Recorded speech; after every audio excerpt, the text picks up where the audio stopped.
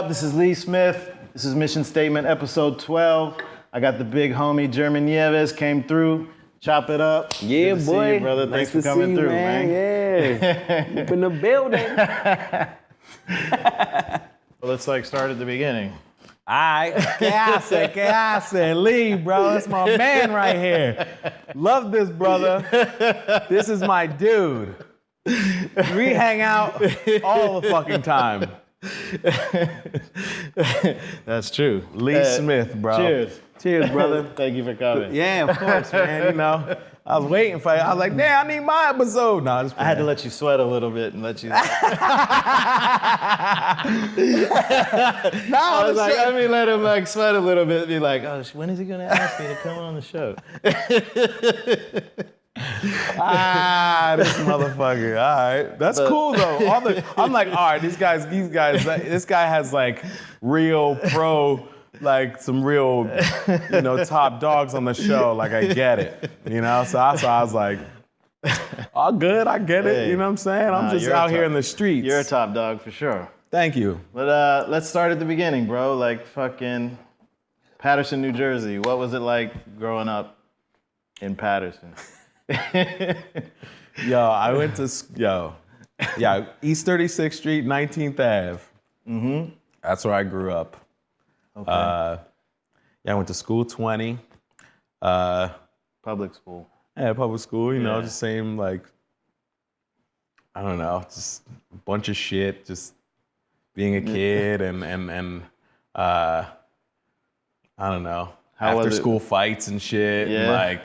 And corner store, fucking hood shit. Yeah, little, quarter waters and, 25-cent chips and shit. I go to the store or whatever. Just growing up, I had my little friends, you know what I mean? Yeah. Just, You know what's funny? Because, New York always kind of shits on Jersey, but I feel like Jersey's a rougher place to grow up than New York is.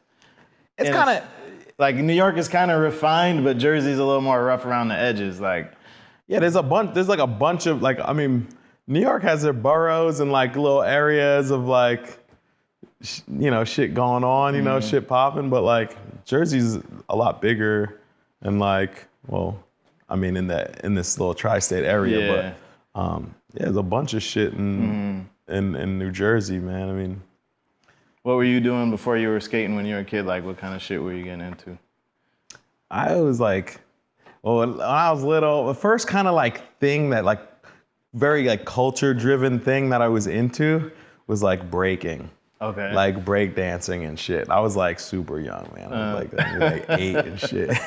Little as hell, with some loose ass shell toes and just looking up to the Beastie Boys and Run DMC and that, I don't know, just that whole steez was dope to me. I don't know, I was into pinstripe Lees and shit and Was that in the neighborhood, was that popping off? Yeah, it was a thing.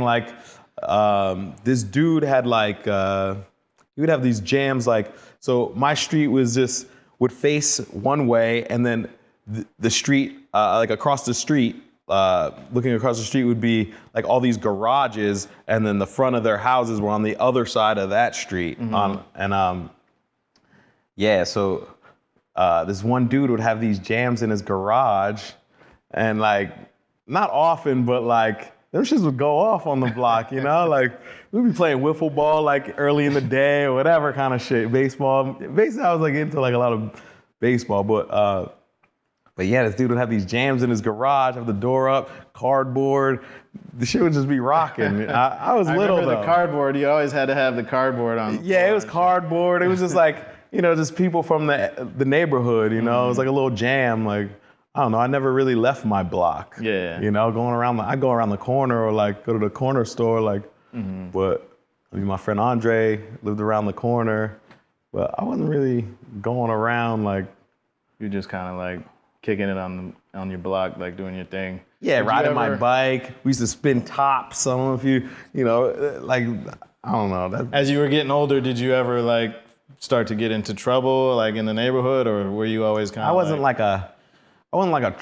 I wasn't getting into no big trouble. I was like getting into fights as like a kid and shit, you know, like Angel, who lived like 2 blocks away, I would fight with him a lot. There was like, but he was your boy? he was like my boy, yeah. But like we would, like he lived like a few blocks away, like so he was like to me it was like a different little neighborhood. I'd be like, I don't know, like I fuck with you, but I don't. But I'm like 8, 9, 10 years old, like you know that shit happens. You know? Oh, for sure. But yeah, that's East 36th Street, yo. That's like, yeah. I mean, I was into like breaking and then like, I don't know. It sounds like a good time. Like what I can imagine, just the neighborhood and like. Yeah, it's like mostly like Puerto Rican and black. I don't know. I like that. So how did you start getting into skating then? Like, well, Andre got a Nash skateboard. I remember my boy Andre. This is my best friend growing up, Andre Rivers, yo. He was like a little bit older than me, and he had I remember he got a Nash board, and I was like, damn, you got one of them fat skateboards? Because they were fat, you know what I mean? Had like they used to like sell them at Toys R Us and shit. Right? Yeah, and he had one. He had I was like, yo, you got a fat skateboard? And everybody in the neighborhood was like, oh, he got a fat skateboard. Like that was like what you called it, a fat board and shit. As it was like to the little skinny banana board. Like, yeah, exactly. This is sort of like, I don't know, maybe when that shit was becoming a little bit more mainstream in like, you know, neighborhoods where I lived in, you know what I mean? So it was like, for me being like 9 or 10, seeing that, I was like, oh, he got a fat board. Man, I want one of those. I begged my mom for that shit. Like, Mom, I want a fat board. Like, and I remember one time, like, I think we were like, she got me a fat board. She got me, it was called a free former. Yeah, the shit, the grip tape was like on the, like, it was all fucking, like, it was like 4 pieces. Like, it looked like it had basically had a cross in the middle. It was like had a dragon, but it wasn't a Powell Peralta. This was some other shit. You know what's crazy about those boards too? You would try to roll the wheel and it would just like stop. It wouldn't even fucking roll. But honestly, you're like 9 years old looking at that shit, like, damn, the wheels are yellow. Like, this shit look gleaming, bro.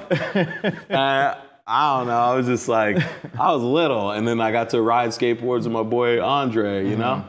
But, so you got one and then you guys started like cruising around the neighborhood. Yeah, me and Andre were on like, that was my boy, yo. We used to do like missions and shit. Like, I'd be like, yo, you want to go on, I'll call him up, yo, you want to go on a mission? He'd be like, yeah, come over. So the mission basically was like hopping fences, all these fences till you got to the end of the block through people's backyards and shit.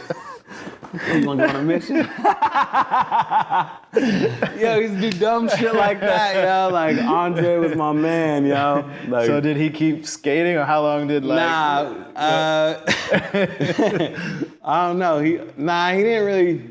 I don't think he was that good at skating. Like, I mean, we just rode around like the block, you know what I mean? We got into like BMX and shit, like freestyle bikes. You know, we were like looking at like, I don't know, the fat skateboard became into like, oh, I want to, you know, a couple kids in the neighborhood had like cool bikes and then shit. You're like, oh, I want a bike. Yeah, so like, I remember he got a bike, he had a dyno, and same thing, I was like, beg my mom. The pegs and the rotors. Yeah, all that shit would be, I got it super into that, you know what I mean? I think he bought a magazine, like a BMX magazine, like BMX Plus or something, some old magazine, and like, it was like. There has to be a point in time, like for me, like you said, like I got a skateboard and like kind of like it was a toy, right? Yeah. And then you ride the toy, but then there's a point in time where you're like, something clicks in your mind and you're like, wait, this shit is like more, there's more to it than this. You know what I mean? Like, I'll tell you how this happened. Like, we got into bikes and then like we would ride bikes to like, we would ride to this other town. We would ride through Eastside Park to like Fair Lawn, this other town, and this town had we would ride through the back of Kmart had these banks, and we would ride through that shit. So we'd ride our bikes on the bank, thinking it was some freestyle shit, you know. But I forgot how we found this, but he said that we went with some other kids and we found some BMX track and it ran along like a railroad track. And I was like, holy shit, I've never seen nothing like this. I seen it in the magazine though. It was hyped and shit. And like the trains would come by and we were some badass kids, yo. Like, kids be throwing rocks and shit at the train. And like, I remember one time the train was coming and the fucking conductor was out the window, bro, like with a bottle, was like, woo. Like, I was like, oh shit. I couldn't, and that thing came whizzing by this kid's head. And I was like, yo, like, you know, and then It shit sounds like some urban Stand By Me type shit. yeah, we were just like on these missions, yo. Like, this is like we were into. Like, my mom didn't know I was going to another town. Like, I was like 9 or 10, I don't know. And but yeah, I got into that, yo. But like, I don't know. I got into skateboarding like again. Like like I don't know. Because there comes a time, like I said, like there comes a time when you like start to take it more seriously, where you're like, yeah, this is like something that like I want to learn about, you know, like I want to learn tricks. Yeah. All that shit. So I think it was like 6th grade. My mom was like, yo, you should go live with your aunt, you know, and you know, because you go to a better school. Where did she live? We lived in she lived in Clifton. Okay. It was like, I guess it's kind of the next town over. And she was like, you're gonna go to school over there. Like, you can use her address, and you know, you got to stay with her. She thought that was a better zone for you. Yeah, it was just like, you know, go to school with the white kids. That's kind of like, I was like, all right, yeah, bet. And then that's kind of when I got it more into skating, because there was like a couple kids that skated, and yeah, so this is like 6th grade. Yeah, and then I remember doing well in like one class in this, and the teacher, she gave me, I did well, and she gave me a Trans World magazine with a Snickers bar. And I was like, it had like, I think it was like Per Willander on the cover with like a freestyle photo, like doing a silhouette photo. And I was like, this is the first time I seen a skateboard magazine. Yeah. And I was like, fuck, what the like, you know what I mean? I was like, holy, you're like, yo, what this the thing fuck had is mad going on? pages. Yeah, Trans you're World, yo, shit had mad pages. And I was like, yo, looking through this thing, like, that's when I was like, oh, all right, like, this is something to really dive into. Like, you know, It's like, kind of like a light bulb goes off and you're like, yo, there's more to it than this fucking yeah, and just pushing around on your knees and shit and fucking whatever. yeah. Yeah, I got into that magazine. It was like Mike Kepper and like all, like, I think it was like Fred Gall might have had a sequence in there. I don't really remember, but Were you bummed that you had to go to that school? Like nah, I was like excited because I was like, oh, this is like way better for me. Like, you could see it, like. yeah, I was like, I never taken a school bus before, and I had to take a school bus to this, you know, from my aunt's house. So I lived with my aunt, and yeah, I got on the school bus and like. I kind of feel like it's super important, like you said, like white kids should go to school with black kids and black kids should go to school, like vice versa. Yeah. I think that's probably the best thing that you could do for your child, because it exposes them to fucking other types of people, and they learn how to like, you know, deal with, you know, other races. And yeah, it was, I don't know, it was cool. A good like, learning experience. Right? Yeah, you know, I met like some friends there, like I met this kid, Chris O'Neill, who was in my class, and he had like, this cool like mullet haircut, like, but you could tell he was into, I was like, hey man, you skate? And he's like, yeah, skate, whatever. And like, we became friends, and my mom would drop me off at his house on the weekend and shit. He had a fucking quarter pipe in his driveway, and I was like, what? You know, I was like, his dad was in a fucking punk band called the Wretched Ones and shit. And I thought that was the coolest shit, bro. I was like, what? Your dad's in a fucking punk band? Like, what? You know, and like Chris O'Neill became like my homie and shit. Yeah. And yeah, but then yeah, I wound up going back to school in Paterson because like they found out that like I wasn't legally like that. My address, I didn't really live there, you know what I'm saying? So, you know, I had to go back to the, you know. Shit. go back to Paterson. I had to go fucking like 7th, 8th, 9th like grade, and like went to Eastside High School. She was like, dude, and I'm at this point I'm like fully into skating. You know what I mean? And when you go back to like back to that, like, yeah, they're calling me. They're like, got white boy shoes at those, like Tony Hawk and all this shit. And I'm like, that's funny because my next question I was gonna ask you was like, a lot of black skaters had to deal with that type of shit, and as a Puerto Rican kid, you probably had to deal with some of that kind of shit. Bro, these motherfuckers did not get any of this shit. Like, I'm in there with like some fucking Airwalks and like a fucking denim jacket with like Metallica patches and shit on it, like thinking I'm like the shit. Like, these motherfuckers is like trying to fight me after school and shit, yo. I was like, yo, I gotta fight these fucking kids. Like, I had no friends, yo. Like, Eastside, that shit was like, now skating is cool. Yeah, like, skating is like. But that shit, bro, I was fighting all the time, bro. I had to fight. There wasn't any other skater in that school? Fuck no. Nope. But you must have like kind of switched it up a little bit, like some days, because I remember in my school I was like, some days I'd be like, you know what, I want to be fresh today, and I'd like wear my fresh shit, and then some days I'd be like, fuck it, I'm skate, like, This shit, I didn't have that many clothes though. I didn't have shit, yo. I was like 9th grade, like, I don't know. My mom wasn't like. I'm like begging my mom to buy me a fucking $50 skateboard deck, like, sure. And like, she's like either that or like, I don't know. It was just like we went like cargo pants and shit, and like.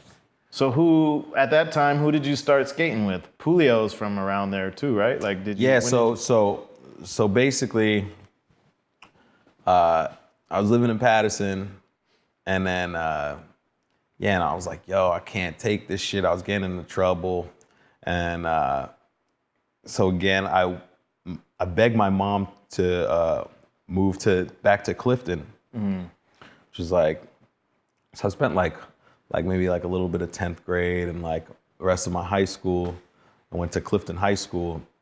And so you did, yeah, so you ended up going back. Yeah. And I met some friends and shit there. And then, I met Andy Batista. That was my dude.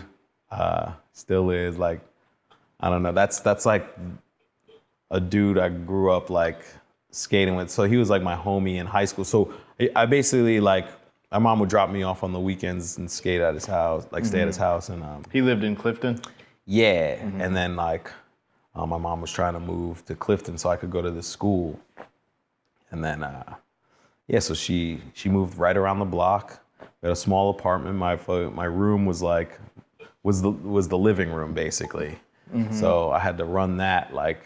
Who's in the crib? It's like you. It's just me and my mom. Oh shit. Yeah, it's a small apartment still. Like, we had a backyard, but that shit was a 1-bedroom. I'm taking up the living room and shit. Yeah. But like I mean, it's crazy what moms do for us, right? Like. Yeah, bro, man. My mom was like, held it down for me, yo. Like, still does.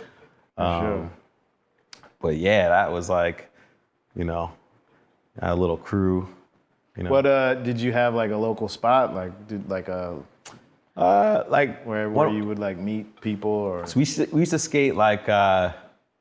So when my mom used to drop me off, like this. When I met Andy Batista, I met him at Weaselbrook Park.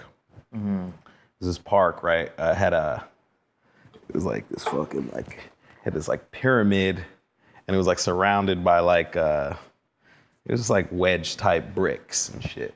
And I had a slide in the middle.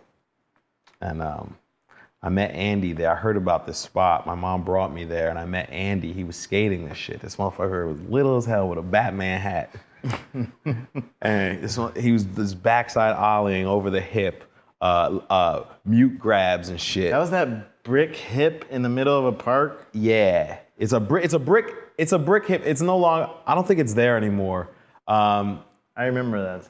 It was in videos, right? Like it was in some videos. It was in like a traffic video. Andy, You could find footage. I had some footage on there. Bobby Pulio has some tricks on the in the Mad Circle video, I think. Yeah, this spot was dope. So you like fucking push it, this thing, drop, kind of like roll in and just hit this fucking perfect pyramid, man. And yo, Andy ruled this spot. I've never seen anyone skate this like him. And no one ever, and he ollied over the top. So you like the back of this shit is dumb steep, and this motherfucker boom, like damn. I don't know. So that was like, that's when I met Andy. That's where you met him at, and then like you started meeting other skaters around there. Yeah, so I met Andy. He knew some skaters. Him and his brother skated. His brother John was like, he was older, so he drove everywhere. So we was just like, pack like 8 heads in a car and shit to go to like an underground spot. Back in the day, there's always one guy with a car, and everybody just fucking, and everybody fights about shotgun and all that shit. Yeah, bro. We were them skate kid, like we were just some rats. Like we just wanted to go to like the spot, and then there would be always somebody like left behind, like I don't know, like my boy JC, like yo, JC can't come, like.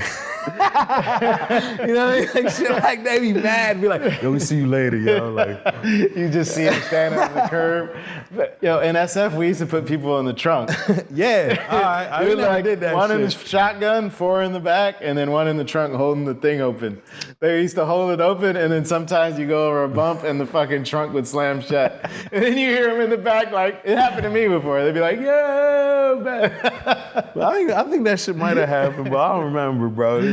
Yo, that shit, these little fucking squads, man, were like, I don't know where Andy met a lot of these like these other kids from other towns and shit, but like, we'd just be skating his driveway. This motherfucker had like 2 quarter pipes in his backyard. We'd make it into like a half pipe, and like, I don't know, Andy was just really good at like transition and shit. And like, I mean, I remember tripping on his footage and shit, like, dude, out west. He was crazy good. Dude was amazing, bro. So that high school you went to, because I know you went to that high school with the fucking, we were talking about it with the Lean On Me. Yeah, I went there, bro. That shit. Joe Clark, I went there when Joe Clark was the fucking principal, bro. That shit was like, I mean, they made a movie about your high school. My man was walking around with a fucking bullhorn, a bat, like, wait, what class you supposed to be in? Like shit like that. I was like scared, bro. I was scared to go to school there, bro. It was.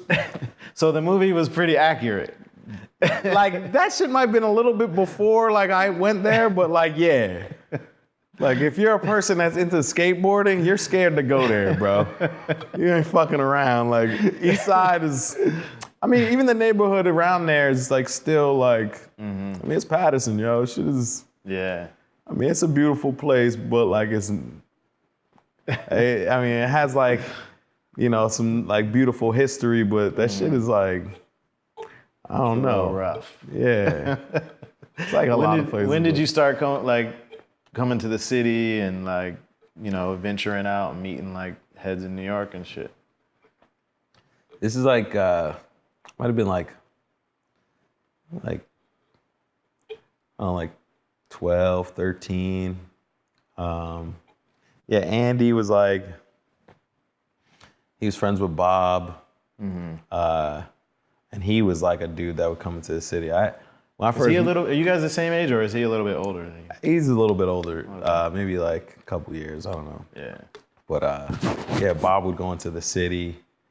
I'm trying to think, one of the first time I came out and like seen the Banks, I was like, holy shit. I seen Harold there, bro. Yeah. I was like, holy shit. I was like, you knew who he was already, or you? Nah, this is like, I was like, who's this black dude? Like, this dude is sick. Like, this dude is wild. He was just like, he was all over the place. Like, I don't know. He just doing those 540 ollies, like, the shit from Sky Pager. He did all that shit. And I was like, yo, this dude is ill. I do remember that.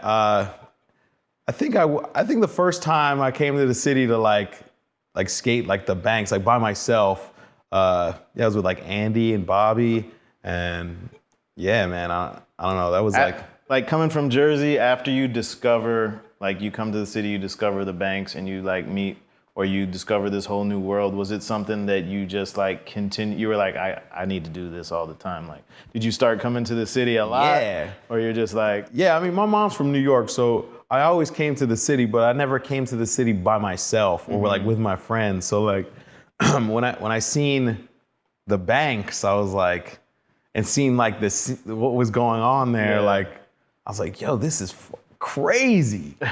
Like, I don't know, it just looked cool as hell. Like, I only seen it in a video. Yeah.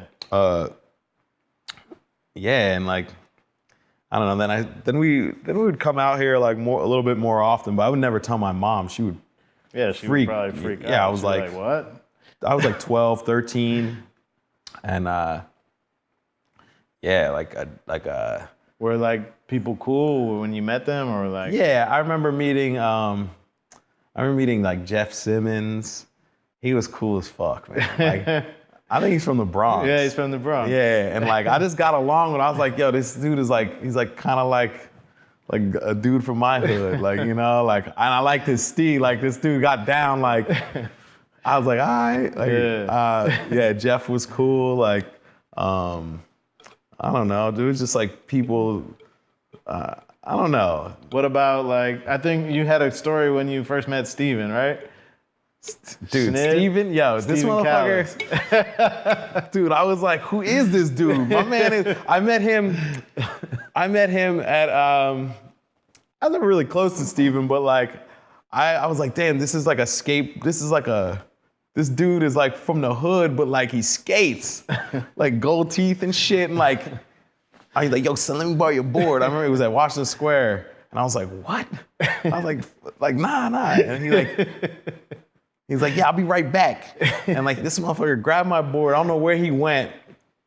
He came back with like a fresh pair of like 40 below Timbs on. And I was like, pfft. I was like, what? I was like, he's like, yeah. Like, I don't really remember. I was just like, yo, this dude is sick. That's definitely one of my favorite skaters. Like, I was like, yo, my man rolled up with like some fresh ass Timbs. I don't know. I was like, yo, this dude is like I never met any like. I was like, I wish, you know, people from my hood skated because they would probably be like him. Exactly. You know, but I was like, who is this dude? Gold teeth and shit, a fade, like fucking Timbs, like yeah, talking all this shit. I was like, yo, this guy is fucking sick. So you start coming to the city and like skating a lot, meeting people, and then what, like sponsor wise, like who's first started hooking you up? Yeah, I was skating the city a lot. I was just like hanging out. I would hang out with like, when I was coming to the city, I would just come to the city by myself. I would hang out. I would just come, I would take the little like jitney bus, like from Jersey. It was like a little like short bus, like goes right to, Penn Station or whatever. And I would just go skate the Banks and then just go back like, at, you know, whatever time. I would just be hanging out and shit. But I don't know, I would just skate downtown, Water Street and shit, and like go to Astor.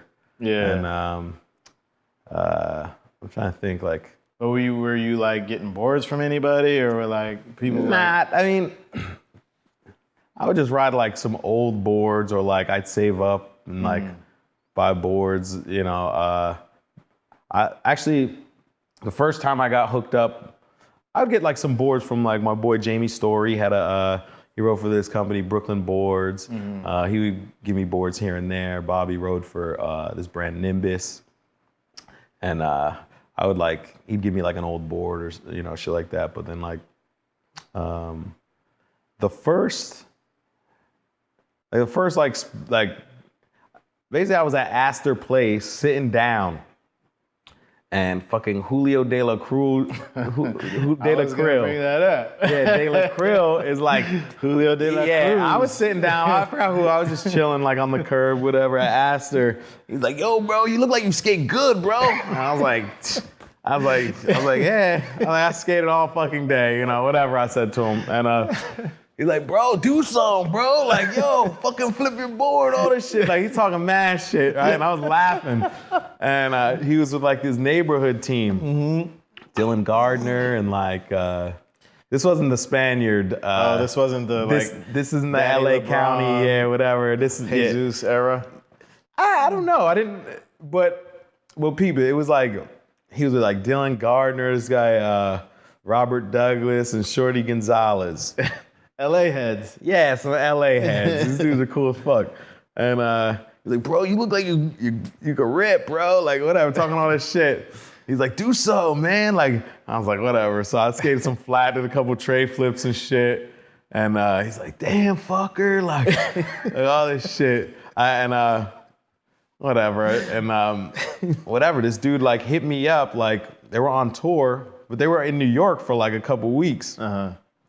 And he's like, yeah, you should come on our tour, whatever, you know? Like, and I was like, all right, fuck it, yeah, let's do it. Like, I'm with this shit, you know? Like, and I don't know, I got... You jumped in the van? I jumped in the van, B. Neighborhood, Julio De La Creel, fucking JP Jadid, that was the squad. JP Jadid. Yeah. Oh, shit, that's the homie. Bro, so let me tell you, I told my mom, I'm like, yo, Ma, I had a girlfriend. I told her, I was like, yo, I'm leaving. I'm like, I'm out. Like, I was like, I'm driving with these fucking dudes. I was like, I'm out. My mom's like, you're not leaving. I was like, told my girl. Where were you guys gonna drive to? Like, where was the tour? Dude, they had demos lined up. I'm like, yo, bet. Like, I think I had like 4 days or something to like get my shit together or whatever. And yeah, I got in the van with these cats, yo, and I didn't know what the fuck I got myself into, bro, because these motherfuckers was all Mexican. Like, I don't know. My girl was upset. I used to hang out with Dan Pulio a lot, Bob's brother. And he's like, yo, let's throw a party, yo. He skated too? Nah, I think he didn't skate. Nah, I would just hang. He was like a nightlife dude, yo. Like, that was my man, yo. And like, but yeah, let's throw a party, yo. Like, we have a pool. They had a pool at the, at their mom. I think their mom was gone at the Pulios and shit. And like, I don't know. Wait, so Julio and them went to the party? Yeah, they went to the party. The whole squad. I was like, yo, meet me here. Pick me up here. Like, and like we basically partied and shit, pool party, like jumping off the roof into the fucking swimming pool, Clifton, New Jersey, fucking, Dan Pulio's house, the Pulio's family's house and shit. And like, dude, had mad girls in there that like FIT girls. I'm like, where do you get these chicks? Like, Dan Pulio was a Mac, bro. And so how did the tour go? Like, where did you guys go? Like, it's like fucking like.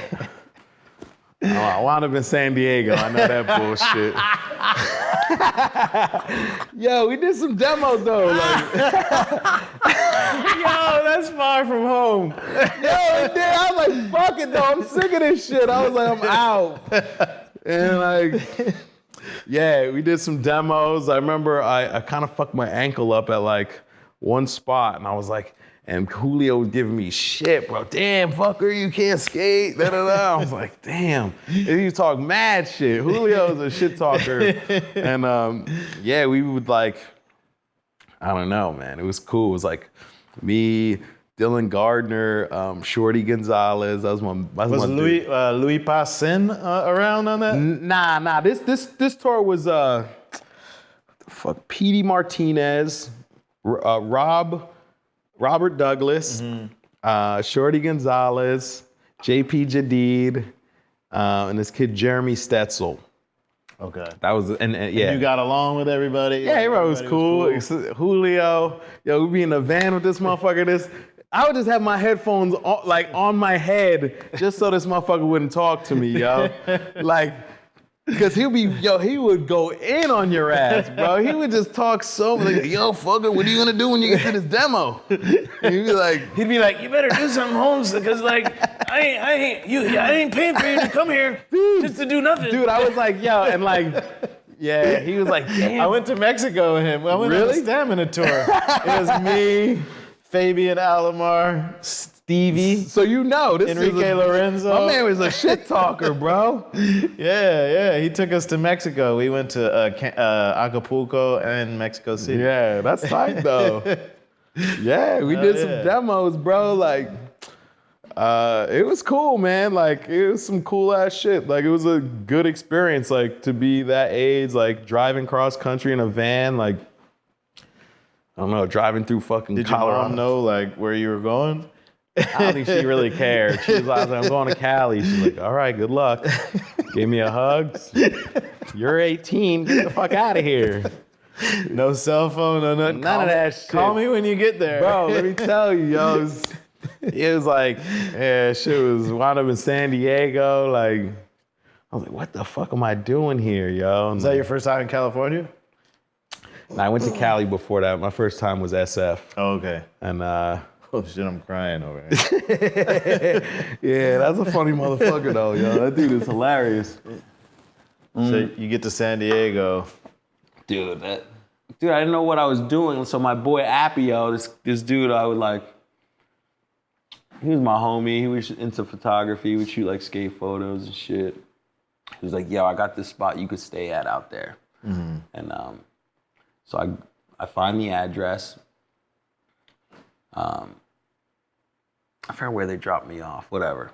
I was like downtown somewhere. I was on the phone with this dude, like I didn't know who I was gonna stay with, but my boy Appio was like, yo, this dude manages the building. You got a spot, like you're good. So I rolled up and there's like a balcony and shit. The dude is from DC. His name was Cabal. Okay. Big black dude. And he was up there on the balcony with a couple other people. I was like, yo, I'm supposed to stay here? He's like, yo, what's up, bro? Like, he was hyped, and I was like, I bet, word. I stayed there for like a few weeks, and then like Appio met up with me out there, and he was like, yo, we need to get the fuck out of here, man. Let's go to LA. And then we stayed in LA with Julio and like this fucking like this neighborhood called Cudahy. Bro, I think I've been there. Bro, this shit was like, it was called Bell or something. Like City of Bell. Bro. It's just like near Compton. Yeah, there. So this is like, it's like 96, 97 or some shit. 98 maybe, I don't know. Yo, we spent the night there, and I remember Julio was like, I gotta leave in the morning, so like, whatever you guys gotta do, just do it in the daytime. Like, all right. So fucking woke up, right? To this motherfucker banging on the door. Julio, boo, boo, boo, boo, boo, boo. It was me and my boy Appio. Like, I don't think I was on the floor. He was on the couch or something. Julio, I'm gonna fucking kill you. And like, I was like, what the fuck? I was like, yo, man, like, what do we do? Like, who is this dude?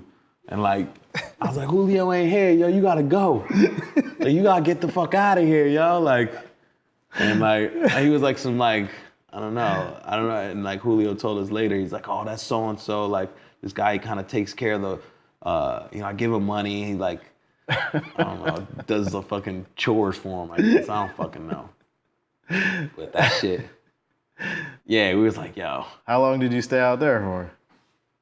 We stayed out there like, so Appio went back and I wound up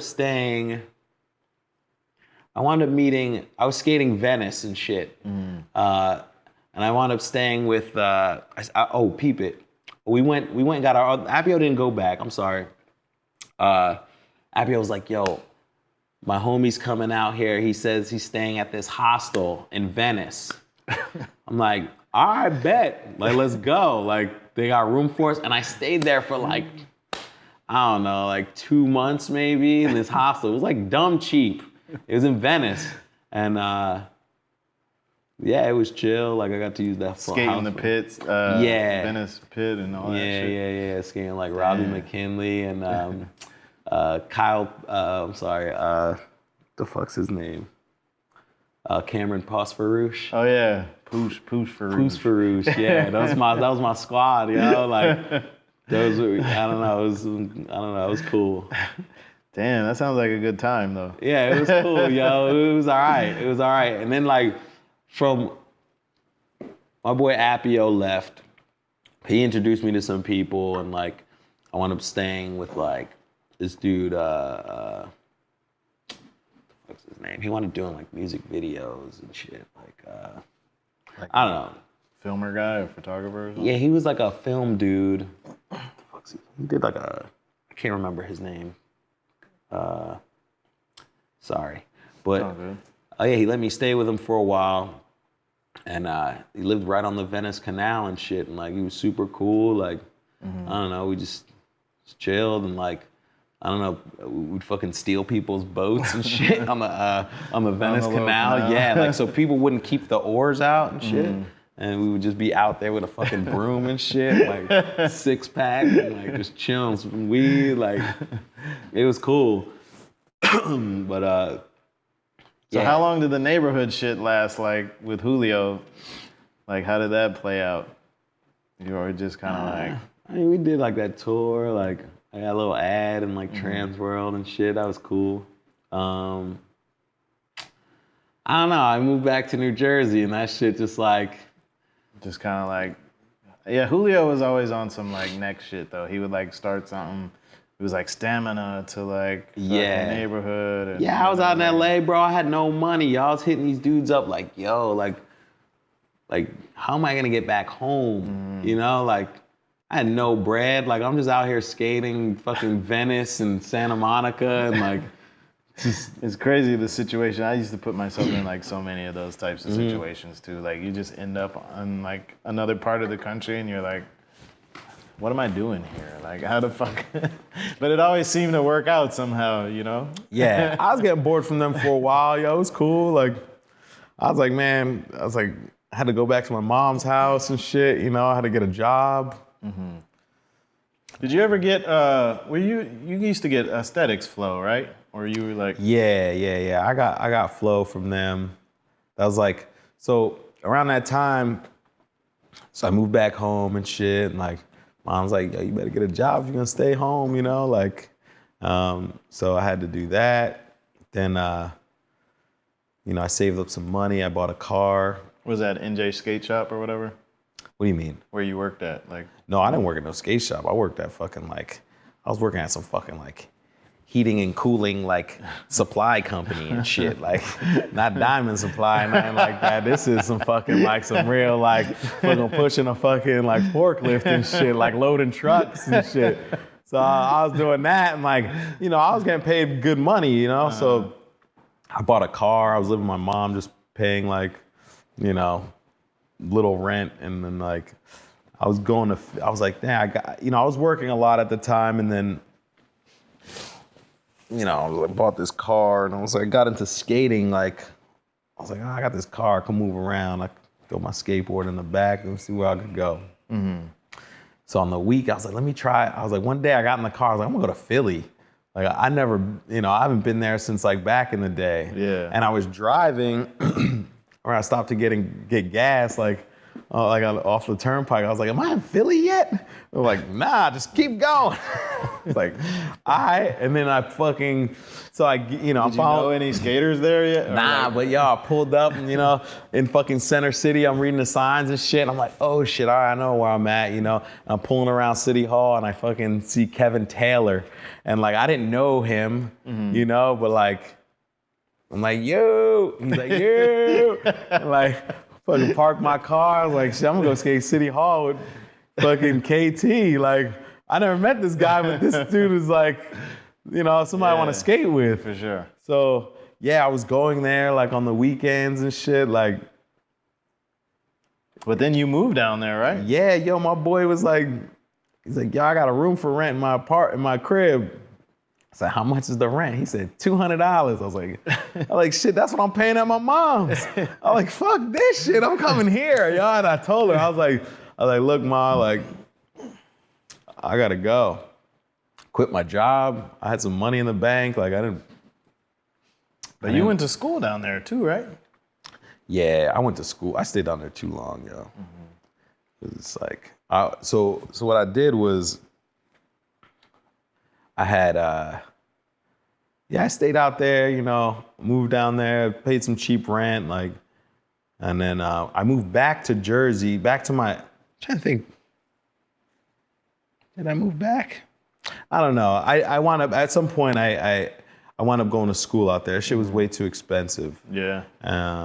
What era was that? Was that like Stevie, Kalis era? I mean, when I moved there, it was like Kalis, heavy. You know, Strobeck and like Papalardo, Ralph Lahowski, like that whole Habitat shit was going down over there, and like Alien, you know. Stevie would show up. I think Stevie might have lived in LA, but he'd He'd be back here and there, he you would, know. like pop back. Yeah, but that skate scene there was thorough, man. It was like it felt, it was just energy in Love Park, you know. And like I wanted to skate like that, so I moved down there, you know. I was like, this is the kind of skating I liked, so I was like, I'm gonna just be out here. And I mean, I remember that period of time. It was like Philly was crazy. It was just dude, even the so locals, many good skaters. Yo, even the local skaters there were like dumb good. And like that shit just made you skate good. And I mean, yeah, that perfect ass plaza though. That shit was like, you learn a trick that day. For like, sure. You know, I've only skated there like for 5 minutes in my whole life. just rolled on the tiles. I did a back tail and we got kicked out and I never went back. Like we never went back. That was on a Menace tour. That's tight though. That's so Menace style though. Like you just, man, fucked up my sneakers and shit. Damn. All right, you know, like that's Steve. What about like Jimmy Garecki and like Vern Laird and those dudes? Yeah. In that time, yeah, it was like Jimmy. I mean, there was a whole like, everybody was just, it was like Tony Montgomery. Oh shit, I forgot about him. Yeah, I mean, all these skaters were like, I don't know, man. Honestly, some of the most talented dudes I've ever seen on a skateboard, like out of Philadelphia. Like, I don't know, Brian Wenning was living there around the time and seen him do some crazy shit. Like, how long did you live out there for? I lived out there for maybe like almost 6 years. It's a little too long. Yeah. Like 5. Why? What makes you feel like it was too long? Like why? Because, I don't know, I'd come back to New Jersey and New York, like, you know, but it was just like, I don't know, people were moving out, moving away. I don't know. You kind of maybe felt like you just got into a routine or like shit got stale or? Yeah, it was kind of like, got stale. I was like, what do I do with myself? Let me go to school, you know, for graphic design. Let me do that, you know, like, and it was cool, but it was just like so expensive and I really couldn't afford it. And I was like, I think I learned enough here. Like, let me just try to like, let me get the fuck out of here. Yeah. You know, I had nothing going on except for like a cheap rent, you know? That's it. Like, skating is like I ain't as popping anymore, you know? Like, at the time, though, it was like, it was fun, man. It was a good time to be out there. It was like thriving for skateboarding. So it kind of made you, the first day I lived there, it was when the Sixers played the Lakers in the NBA final and they won the first game. That was the only game they won. Oh, shit. And on Broad Street in Philly, it was like, just went crazy. And I was like, I fuck with this. I'm here, this is my parade. Like, this is me. Like, it felt good, you know? But like, I don't know. That shit wasn't there no more. It was like cold and gritty and I wasn't into that rocky shit no more. You did you did some shit into the fountain, right? Yeah, I tuck need that shit. That's crazy, bro. Bro, let me tell you, these did motherfuckers tuck me into the fountain. That was first go. I was gonna ask you how many tries that shit took. Nah, I just did it. First try. I was like, because I've ollied it before, and I was like, heads were getting busy into that shit. It was like Brian Wenning was trying switch heel into it that day. I think Jimmy was trying to switch 180 into it. Garecki was jumping down that? Yeah. Andy Batista landed on varial heel down that thing. It was nuts. Damn. It was like, I was like, damn. I'm like, this shit it was like an energy session, like, I was like, man, I gotta get something. And I was like, I just did that shit. What? That's sick, though. Yeah. Thanks, bro. Shit. Yeah, I was like, let me flex. Flex on them.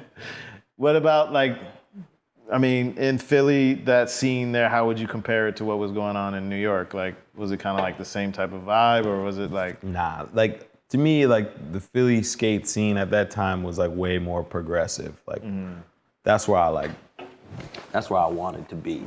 I wanted to be around some cool wanted to be around like dope skating, like the shit I liked, you know, like. Maybe because here there's like a lot of distractions. Like a lot of the skaters here were involved with like modeling and fucking nightlife and going I feel like, out and like also like at that time, I don't know, it was like the time I really liked skating in New York was like when like I'd see like Gino at Astor Place and like Keith Huffnagel and like and Ryan Hickey and like you know, during that when people were skating like in the city like when those people were skating in New York, I liked that. Like that was, but that wasn't happening out here around, you know, at that time. So I was like Huff moved away, Gino moved away. Yeah, it was all like, you know, that was like during that Menace era, like Yeah. they were around, you know. But that shit wasn't popping no more out here. I mean, it's cool, like I don't know. I was just like, I just wanted to do some different shit. So then you moved back to Jersey, or you moved to the city? Or you moved From Philly? Yeah. Yeah, yo, I remember one day I called my boy Tombo. Yeah, I'll thank him. Yeah, I was like, bro, I called him up. This motherfucker drove from Jersey to come pick me up in his van, pack all my.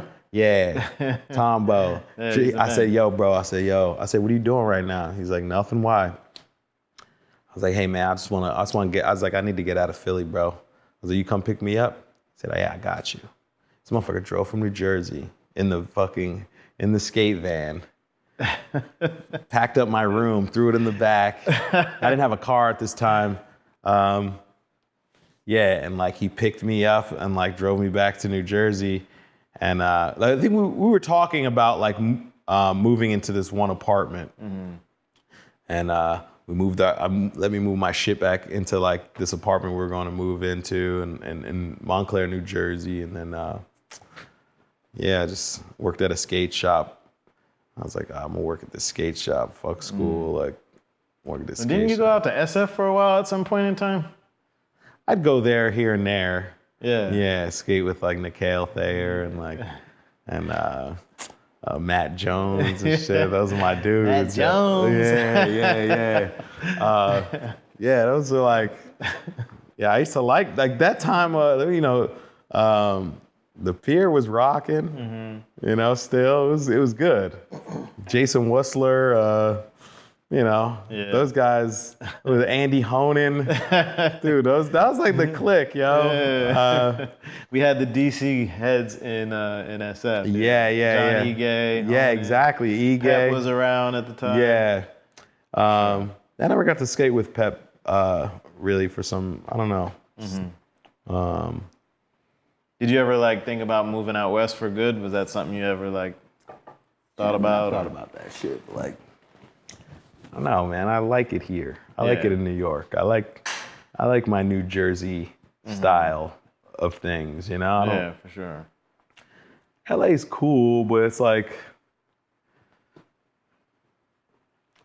I like getting on the train and like having some pissed off people next to me.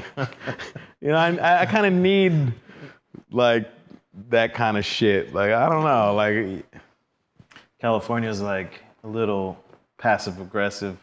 Everybody's happy, but kind of not happy. But I don't like passive aggressiveness. Like that's some like weird roommate shit. Like I don't like that at all. Like nothing's wrong. You're like, really? This guy used my ketchup. I don't fuck with that. Like I don't know. I don't like to deal with that. Like I don't know. Straight to the point. Yeah, I like getting like even though if I'm having a bad day,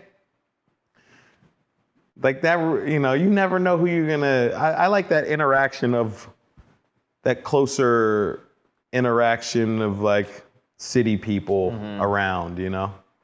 Oh, for sure. Yeah, I fuck with that. Was like Zoo York ever anything that was on the table for you? Did you ever talk to them about like getting hooked up or anything like that? Basically, like the last of my being hooked up was like aesthetics. Like I remember Sattva started a company called Judah, and this was when I lived in Philly. At the same time, Jimmy and KT, you know, they were on aesthetics, and like I was like, I want to ride for that shit. You fit aesthetics like perfectly. Thanks. Yeah, for sure. Like, I mean, you should have definitely been on that team. Yeah, and I was like, you know, I hit Sop up. I was like, hey man, I'm sorry, but like, I really want to ride for aesthetics, yo. Like, and it was just a flow thing, you know, but I didn't care. Got the dope boards with the dope aesthetics kit. Yeah, like, aesthetics was sick. Yeah, so like, that was kind of like, I don't know. I could always ask, you know, Zoo. I always asked like RB or somebody like, hey, can I get some boards when I didn't have any boards? But yeah, I never really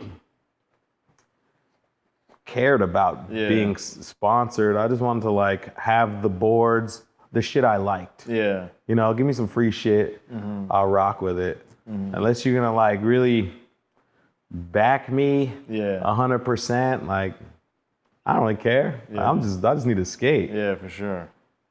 So around this time, you kind of were just like, you transitioned into like working with 10 Deep and kind of doing the marketing side for that. You kind of put that whole thing, that project together, like the team and everything. Yeah. How was that? How was that transition going from like skater guy to like business dude? Like, I'm still a skater, bro. I'm still a fucking skater now. Like, I know, but like, you know, going from one side to the other, like, you know, I mean, day-to-day wise. So basically, when I moved back to Jersey, I worked at this store, Division East, it was called, and it was really like a really nice, like big, like it wasn't big, but it was like a streetwear. It was a skate shop, and we sold like dunks, at this time, streetwear was like. It was like the all-over print era? Bro, yeah, you're like, we're ordering fucking like 100 A-Life t-shirts and shit, and like that shit would be gone in like a day. You know what I mean? This was like when streetwear was like thriving. Like this one, like Diamond came out, like heavy. Healthy, Diamond. Yeah, all that. Any of those brands, those dudes made money. Like, so yeah, so I was like helping doing the buying and like running the store. You know, it was like a dope, like boutique skate shop. We made it cool. Kids were like lining up for SBs outside and shit, or? It wasn't like lining up, but it was like, them shits would be gone quick. Yeah. Like this was like before lining up. Yeah. I feel it was like kind of like the beginning of all that. Yeah. Yeah, I worked at the skate shop, did the buying and shit, and whatchamacallit. Yeah. I would go to the 10 Deep offices and shit to look at their line and stuff. And they're like, yeah, we want to do something with like a skate team. You think you could do that? I was like, yeah, I got that shit. No. So you put it all together? Yeah, I put that together, and then I was like, yo, can I get paid for this? You know? I mean, you can't do it for free, right? Yeah, I was like, they were like, we want to do some skate stuff. Like, how do we do this? I was like, do you hook up any? They were like, we have one skater we hook up from DC. This kid Daniel. Kim. Yeah, Daniel Kim. And I was like, okay. I don't know how. I heard of him. They told me about him. They didn't skate. They were like, this kid Daniel Kim. And there was a video premiere. I forgot, like in the Lower East Side somewhere. And I seen him. They showed me a photo of him, or like they had some photos of him or whatever. And I seen him. He was with Darren Harper.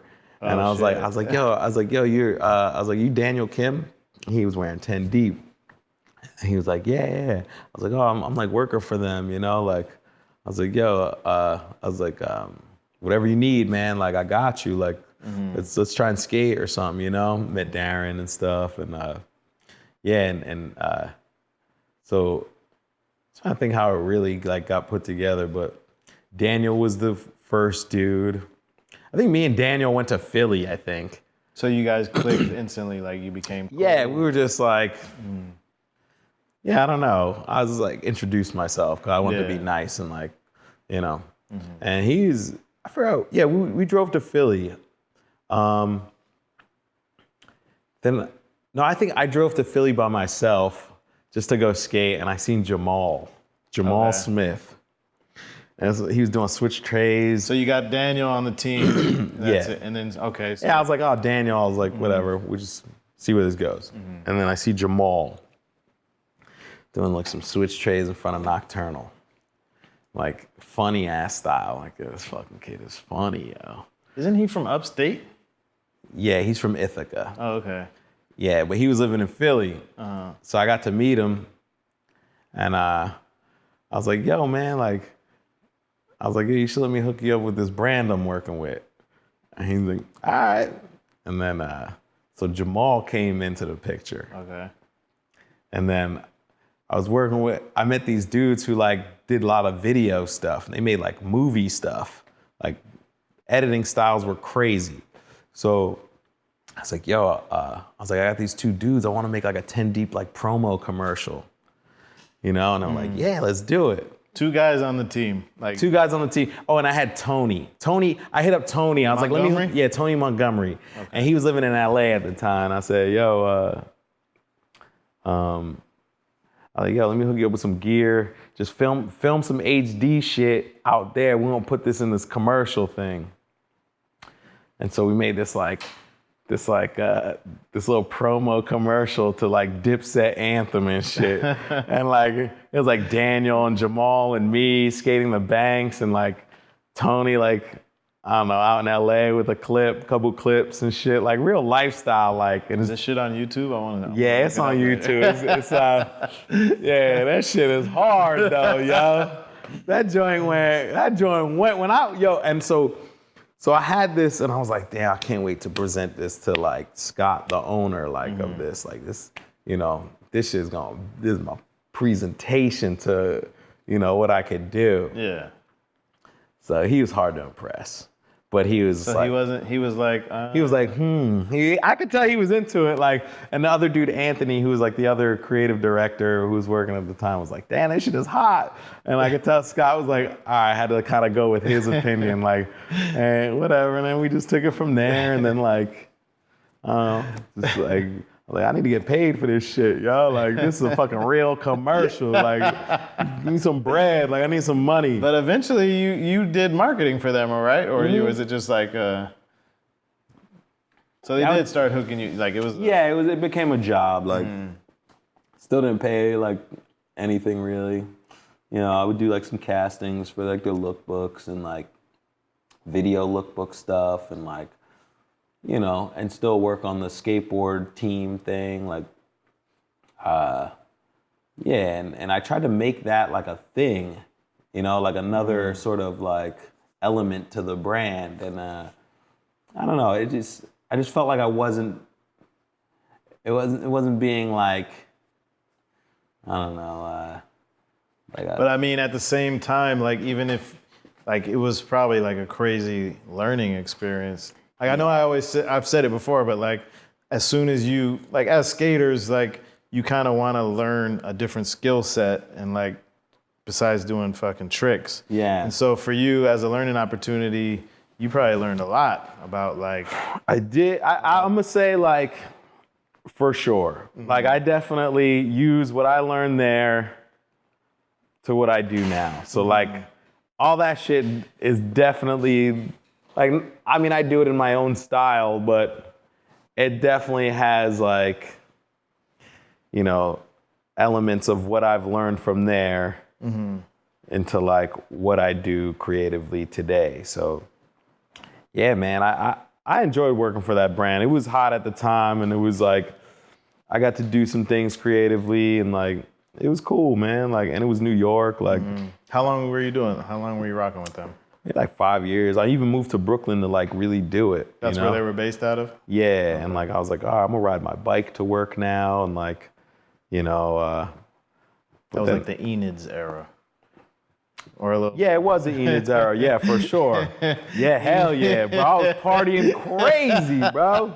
I was like out of control, bro. Again, like I wound up just like packing all my shit into the car. Like I gotta get out of this mess. I'm gonna kill myself. Like, you know, like if I keep going on like this, I'm gonna die. Like, yo, I'm talking like I'm partying like every night. Yo, I worked at a nightclub too, bro. I worked at Santos. I was getting fucked up. Bro, I'm talking like, this shit was lit, bro. I'm talking, I had this shit. Yo, I had like a cool, like I worked at 10 Deep and then I worked at Santos Party House. Like, I was making some decent bread. Like, and then you probably had crazy hookups around the city. Like, yo, I was chilling, bro. I was like, I ride my track bike around Brooklyn, go to party, like, you know, like, it was a little too loose for me, man. Like, sounds fun though. Yeah, man. Maybe like a little too much, huh? Yeah, that shit. I was like, one day I was like, man, I gotta get the fuck out of here. And I called my mom. I said, hey, Mom, can I come like live for like a little bit? Get out of here. So you went back to Jersey for a bit. Yeah, bro. It took me a hard adjustment, bro. Sucked. It was whack. So from 10 Deep, I know you like worked at J. Crew for a little bit, and then like one period, and then now with Paterson, you know, you got your shit popping. Like, you got my shit popping right. How did that all come about? How did the whole Paterson thing? I mean, it was like, I came up with some like, I don't know. My boy at the time, my roommate, when I moved out of my mom's, he had a brand called Suvas. And it's my boy Jason.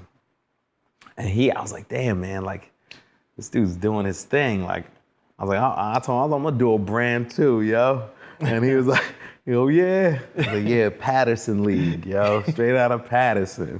And he was like, he was laughing and shit. But like, I don't know. He didn't believe you. Nah, he did. He was like, yeah, he's like, that shit sound hot. Like, you know, we was always like, you know, supporting each other. But yeah, and then like, it was a while like before I did that shit. And but it starts with an idea, right? Yeah, and then it takes a little bit of time for it to materialize. Yeah, so like when I was working for J. Crew, my homie, he was like, yeah, I'll design you a logo. Seth Jabor, he plays the guitar on the fucking Seth Meyers show. He's in the band. Or whatever. Okay. Yeah, I'll design you a logo. I was like, all right. And he just made the text. And he just like, what do you think of that? And I was like, can we put a dot on the end of it? And then, I'm like, yeah. And I made some stickers and shit. And then I was hanging out with Matt Willigan.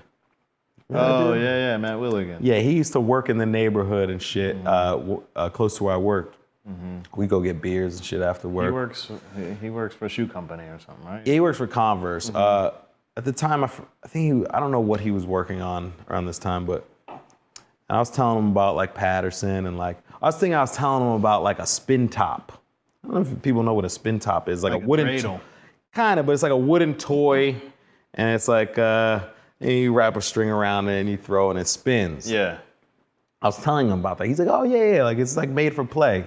And I was like, damn, made for play. I like that, you know? And then I used it as my brand, like made for play. Like, I was like, this shit look like some tennis shit. And like, I was like, and back in the day, like, I don't know, I'd be in the house a lot. I was always grounded, and like, tennis would be on TV. Like US Open, I'd watch like Andre Agassi. I remember like these matches.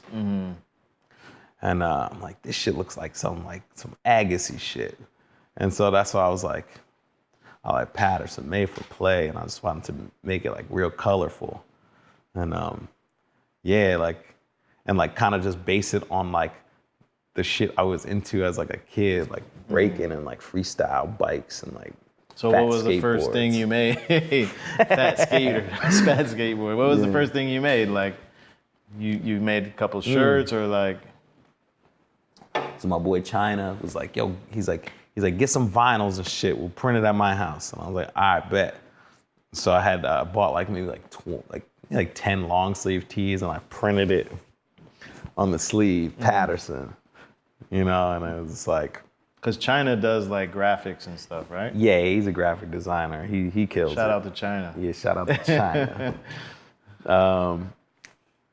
Yeah, and so we like pressed it at his house like on like a, I don't know, it's like a heat press thing. Oh, he had one at the crib? Yeah, he got one at the crib. Oh, shit. Oh, no, he was working for like D&D Studios or something, Dame Dash. And yeah, we printed it over there. I was like, damn, this shit is hot. I was freaking out. I was like, yo, it's like my first product. You know, I'm like, and I took a photo of it and put it on Instagram.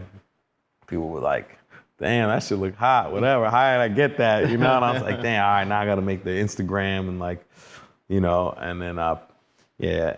And then so I made like a bunch of t-shirts of that. And then my boy Teddy Becks made me a mixtape called Made for Play. And it was like real fire, yo. So I put that up on the website. Like I made a website with the mix and the long sleeve tee. And then I made a bucket hat. That was actually the first product I made. I found some like fabric that I really liked, and I made this bucket hat. And like we shot this lookbook or whatever with this stuff. And then yeah, and then we just did it like that. And then yeah. You know what I think? You know, obviously we're like friends and everything. And so I really like what you do. But you know what I think that makes Paterson good is that it's really simple. Like you just have good taste. Thanks. Yeah, and I feel like you have really good taste, but and another thing that I think that makes Paterson really good is that you're like really close to the street. Like you kind of like, you have a young spirit. So like, you know, like today, for example, you were out there like skating at the Huff demo, like, you know, with the kids. That's and, like, important, bro. It's important. Like, honestly, like if you're trying to do something, like get your whatever it is out there, I feel like in order to be genuine, you have to be around the culture, yo. You got to be around the people. So like, you know, those kids, you know, I go to Elliott Skate Park and like, I see these kids, you know what I mean? I'm like, I can't like do some passive aggressive shit and be like, you know, I say what's up to mostly all of them, you know, if I know them, you know, like gang corp kids, like I need those kids in the city, you know what I mean? The city needs that. For like, sure. Skateboarding in the city needs those kids, and like. But it's also not something that I see that you're trying to do. Like it's not contrived at all. It's just naturally who you are. Bro, I'm a skater, bro. I'm in the streets. Like I skate, like I still love like getting off the train, like throwing my board down and like feeling like, you know, feeling the street on my board. Like that's like, I don't know, like you can't get that out in Cali.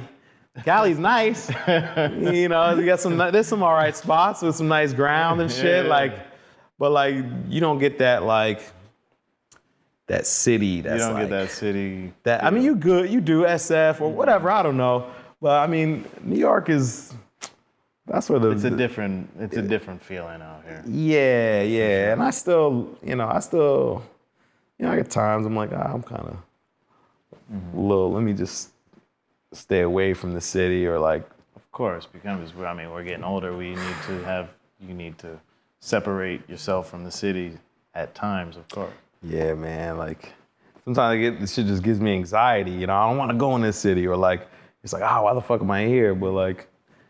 I don't know. It's really like where I grew up. You know, my mom's from here. Like, I kept, you know, I grew up coming here. She would bring me here, you know, like Washington Square Park. Like, she'd bring me here to play on the playground. And like, like my great grandmother lived on Avenue D. I would go swim in the swimming pool on like 12th Street. My mom's uncle was living there too. Tio Lorenzo, he would live, you know, take care of my great grandmother, and we would go there, like, you know, in those little project buildings and whatever. Like, I don't know. As a kid, I would go swimming in that pool. Like, I was into that. Fuck it. Like, I'm in New York with like some other kids. These kids are kind of like from my neighborhood, so like, I was about it. But like, I don't know. I'm more from New York than like half these motherfuckers who live here, yo. I'm from New Jersey. Oh man, that's fucking funny. What you've been doing a lot of dope collaborations lately too, like with Paterson. Yeah, so the brand, like, we've been doing some stuff, like, yeah, we got these Vans shoes out, you know what I'm saying? These hot joints, you know, a little skate high action, you know. Good. We did like a little capsule collection with Vans. It's cool because like we kept it classic, but like you know, it was sort of like this beach vibe. You know, we kind of kept it to what their heritage is, and with a little bit of what we do. So like, I don't know, it's fun. Like Vans. What other collabs? You got anything else coming out, or? I mean, I know you do, but like, what's coming up? I don't want to speak too much on that because there's no like, there's no solid shit yet. Like, there's nothing like, I mean, there is, but you know, it's just the collab is like, I want to get that money into this pocket. That's the collaboration. Collab the money with the pocket. Yeah, that's the ultimate collaboration. That's the collab I want. Get that bread right here. You know what I'm saying? That's the collaboration I really want. So, you know, we really get what we want. Yeah. I like that collab. Yeah. So, I don't know, it's cool, like, cause brands, I mean, it hasn't done, it's only been out a couple years, like, you know, we're working on a skate video. A lot of people don't know this. Okay. We don't really push a lot of skateboarding on the social media, Instagram. But that shit is gonna hit, yo. I'm excited for that. Yeah. Yeah. Me too. I'm looking forward to it. Yeah. Some, you know, and I kept the true Jersey skaters in there. Oh yeah? Yeah, it's gonna be good, man. I'm excited for this. So, you know, we need to get up off the. We're gonna see some Ron Diley footage in there. Oh yeah. I need some Ron Diley footage. Yeah, my man be surfing it, yo. Like, yeah, he handles business. You know, a couple other young kids who's never had like video parts before. I also want to showcase like, I don't know, I want to put it down like, I don't know, my style, Paterson style. For sure. You know? I've read this thing where you said like you had some kind of like you had a list of things of like how to start your own brand and like, something like that. I don't remember what it was like. Number 6 was like, you'll be surprised at the people who will like hate on you that you wouldn't expect or something like that.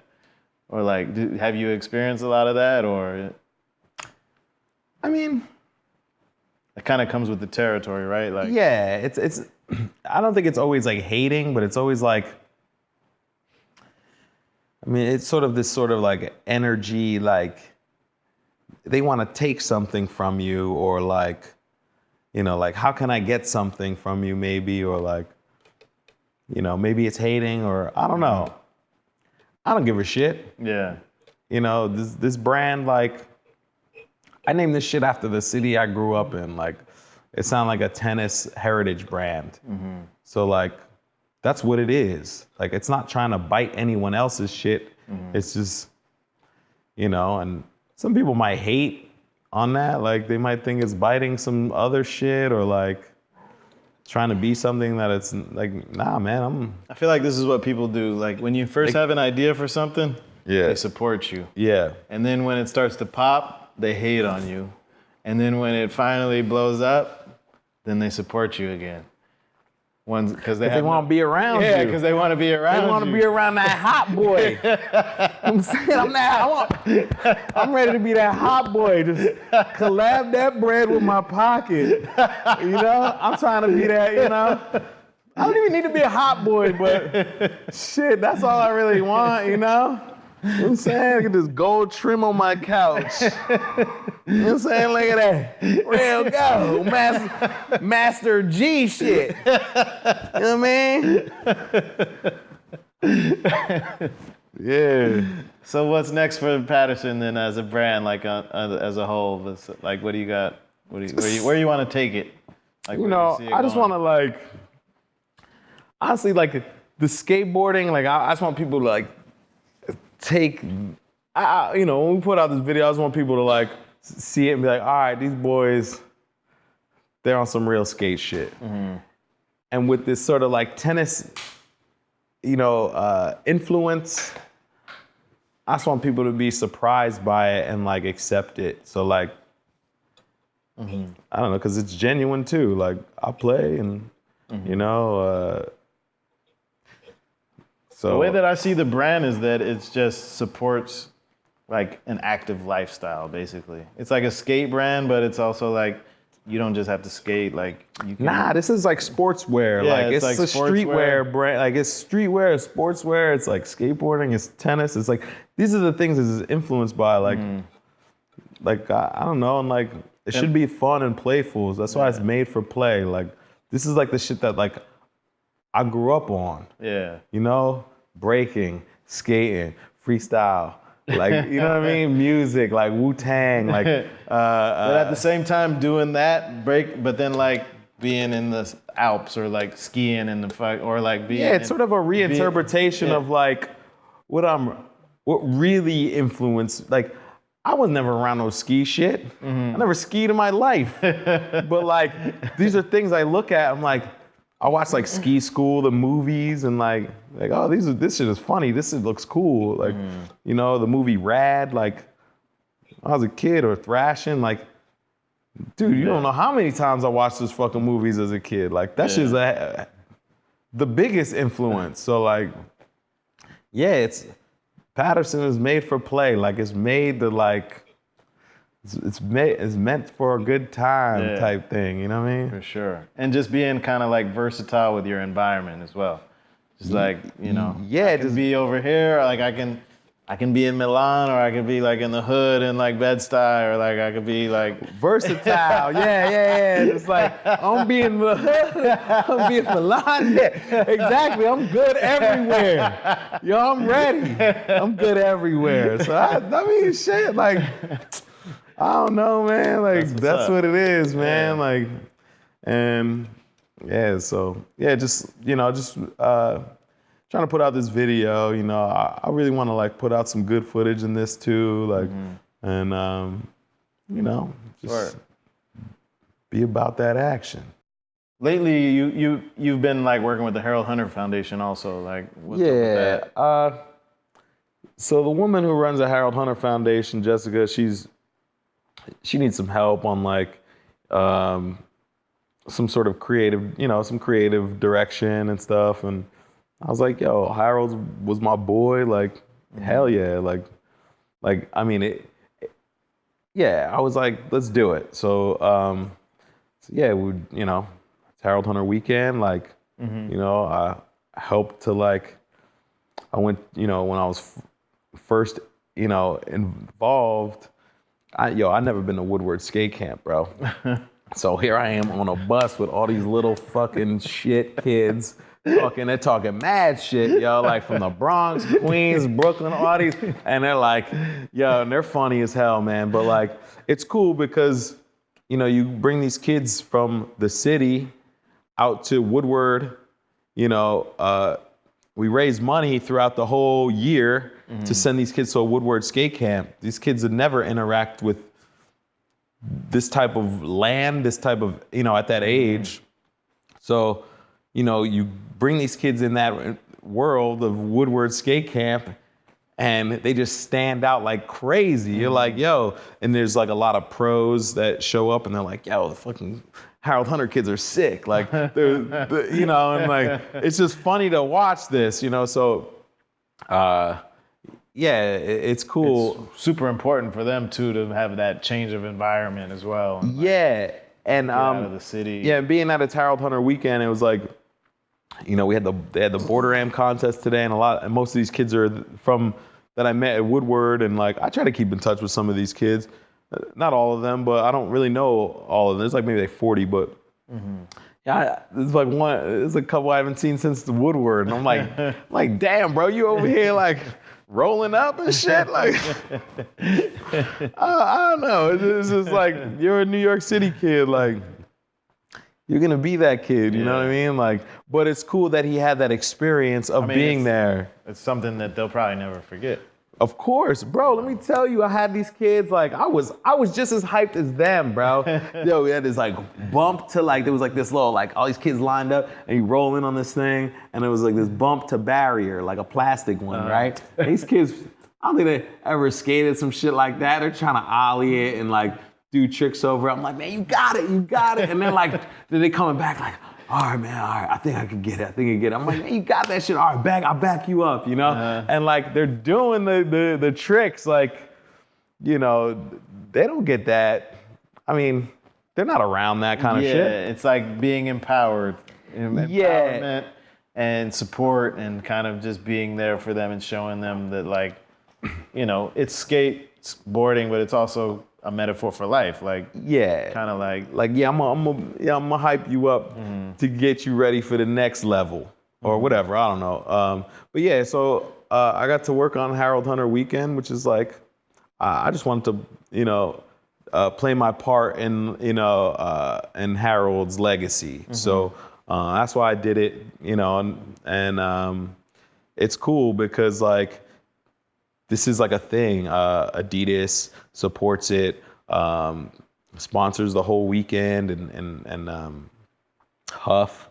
You know, we just did a collaboration with Huff, which I got to like, you know, sort of creatively direct that sort of that collab, little capsule collection, which is like, it's cool, man. I don't know, and it came out dope.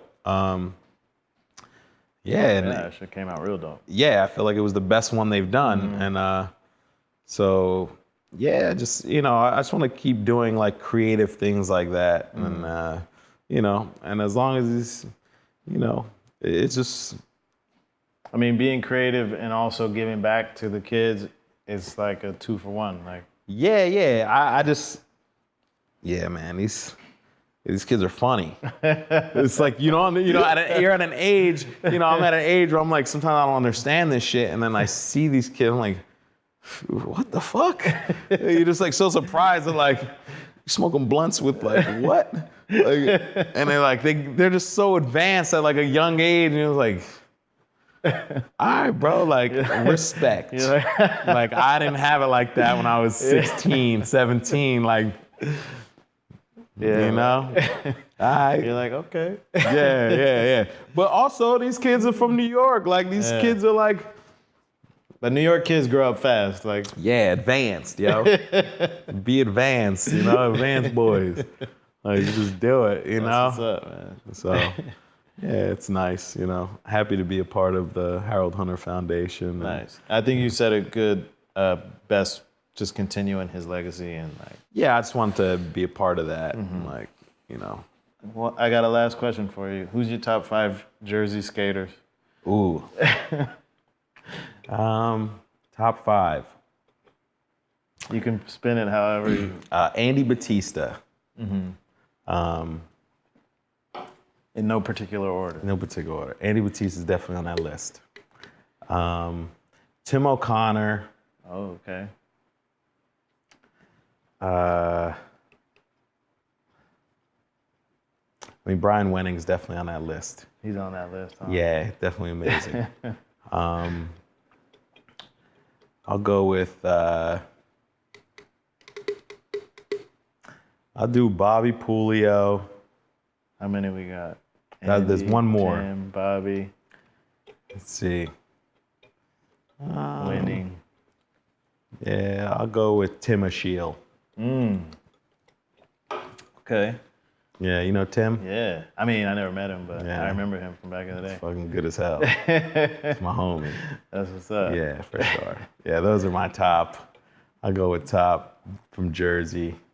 That's for what's sure. up. Yeah. Yo, man. Thanks again for coming through. I appreciate it. Yeah, for sure, bro. Thanks for having me, man. This is dope. Hang with my homies. Good to chop it up with you. Yeah, bro. Thank you. We're wrapping it up. This has been episode 12 of Mission Statement. Please subscribe to the YouTube channel. We got more fire coming for you, and we're just going to try to keep cranking these things out as much as possible. Peace.